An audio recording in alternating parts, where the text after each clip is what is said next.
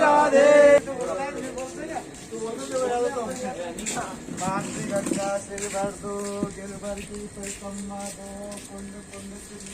राधे राधे जी, कैसे हैं आप सब। जोशी एंड फैमिली में स्वागत है आपका। आज मैं जहाँ रहती हूँ वहाँ किस तरह से हम लोग गोवर्धन महाराज का पूजन करते हैं और किस तरह से इसे बहुत हर्षोल्लास के साथ मनाते हैं, इसकी कुछ झलकियाँ आपके सामने लेके आ रही हूँ। देखिएगा किस तरह से हम बनाते हैं बहुत हर्षोल्लास के साथ। सबसे पहले हम ज़मीन पे इस तरह से आटे को लेकर बहुत अच्छा उनका प्रतिरूप आंकने की कोशिश करते हैं। सुबह सुबह घर के आदमी जो जेंट्स लोग होते हैं वह नहा धोकर साफ़ सुथरे हाथों से गोबर लेके आते हैं। और इस समय जब हम शहर में रहने लगे हैं तो गोबर मिलना भी काफ़ी मुश्किल हो गया है और जितना पॉसिबल हो पाता है गोबर लाने की कोशिश करके।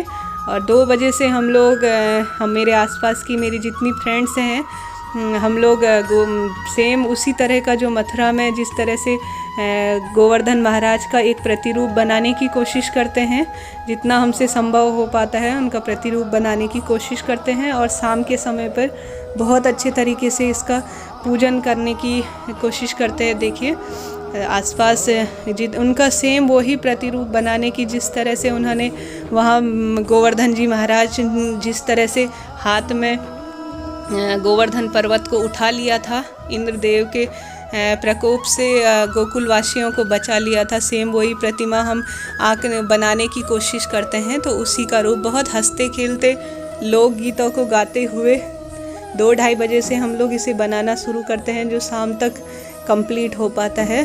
और सेम वही चोटी बनाते हैं हंसते खेलते हुए और सेम उनका वही प्रतिरूप बनाने की कोशिश करते हैं। देखिए किस तरह से कर रहे हैं।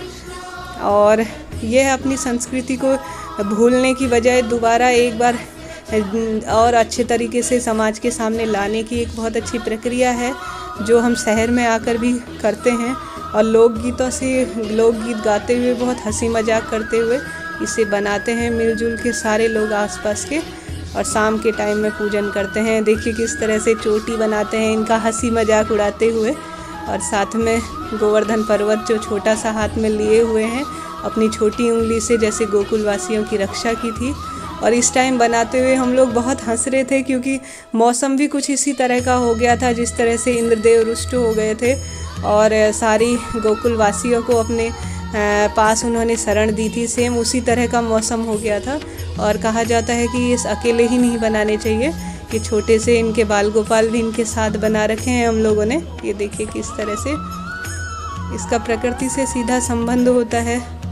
जो इस टाइम पे अन्नकूट का चलन होता है और जिस समय फसलें कटती हैं, और अच्छे से कलर से इनको सजाने की कोशिश करते हैं। पूरी तरह से सूट नहीं कर पाई थी क्योंकि मौसम इतना ख़राब हुआ था कि बड़ी मुश्किल से इनको हमने ढक के संभाल के रखा था। और ये शाम के टाइम का है जब हम लोग शाम को पूजन करते हैं। सबसे पहले घर के बड़े जेंट्स इसमें पूजा करते हैं, उसके बाद लेडी जब पूजा करती हैं लोकल गीतों को गाते हुए। बहुत अच्छा सुहाना मौसम हो गया था बारिश होने के बाद। ये देखिए घर के मिष्ठान पूजा पाठ की चीज़ें कि बहुत अच्छे तरीके से पहले जेंट्स पूजा करते हैं। और कहते हैं कि 80 कोस की जो परिक्रमा होती है जो मथुरा वृंदावन में लगाई जाती है, उसको ही लगाने का यहाँ पे चलन है। उसके ही बराबर यहाँ पे अगर जो परिक्रमा लगाते हैं उसी के बराबर प्रताप मिलता है, ऐसा कहते हैं। तो फिर बड़े बच्चे सब इस टाइम शाम के टाइम में इकट्ठा होकर ज़रूर पूजन करते हैं और शाम को परिक्रमा ज़रूर लगाते हैं। बहुत अलग ही तरह का उत्साह होता है, जिसकी जैसी श्रद्धा होती है। कोई छोटा सा इसका रूप बना के अपने घर के सामने परिक्रमा करते हैं, पूजन इत्यादि करते हैं। और कुछ लोग गार्डनों में, यहाँ तक कि गार्डनों में इतना बड़ा कुछ फीट का, 100 फीट का, 200 फीट का, इस तरह से बड़े बड़े इनका निर्माण किया जाता है गोवर्धन जी का, और भव्य आयोजन किया जाता है। पर इस समय कोविड के उससे और कुछ मौसम भी इस तरह का था, तो फिर ये प्रक्रिया कुछ सीमित की गई थी और मैं कुछ जा भी नहीं पाई थी कि वहाँ से बहुत सारी झलकियाँ आप लोग के सामने लेके आ पाऊँ। तो फिर इस तरह से बहुत अच्छा बनाया था। और मन में इतना उत्साह होता है बच्चों के बड़ों के कि पटाखे फोड़ते हुए, और बहुत अच्छे तरीके से इनका निर्माण किया जाता है। खील बतासों से और कलर से, फूल मालाओं से इनको सजाया जाता है।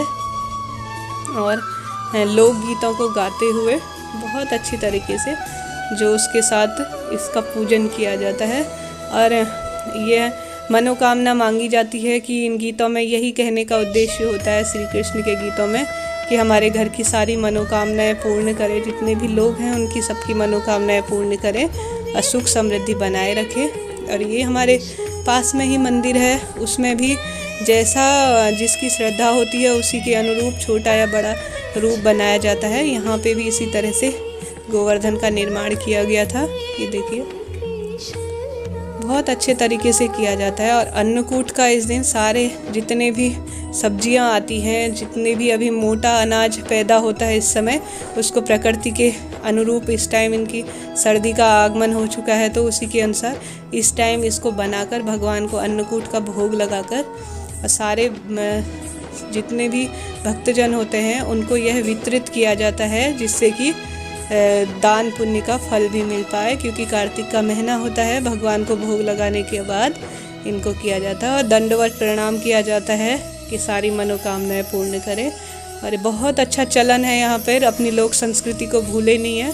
शहर में आने के बावजूद भी जितना हो सके छोटा बड़ा हर तरह का गोवर्धन महाराज की अपनी झलकियाँ बनाई जाती हैं और उनका पूजन किया जाता है भगवान कृष्ण का।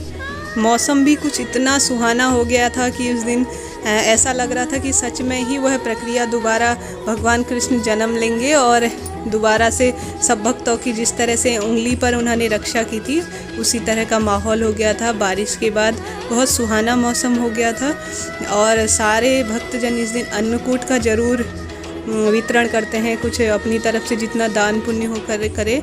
एक सामूहिक रसोई का आयोजन किया जाता है जिसमें अन्नकूट जब बनाया जाता है, साथ में इसका सबको वितरण किया जाता है प्रसाद के रूप में।